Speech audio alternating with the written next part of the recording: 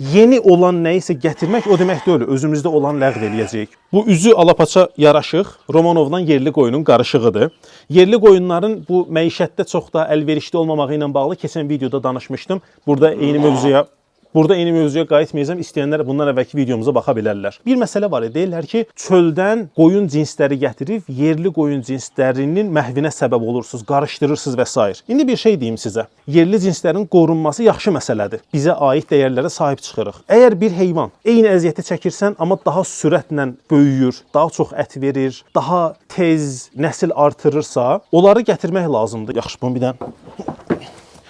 Ona görə toyuqları qovdu. Ona görə hər şeydən əvvəl bir dənə məsələni vurğulamaq istəyirik ki, bu düşüncə tərzi dəyişməlidir. Yeni olan nəyisə gətirmək o demək deyil, özümüzdə olan ləğv eləyəcəyik. Özümüzdəki də olacaq.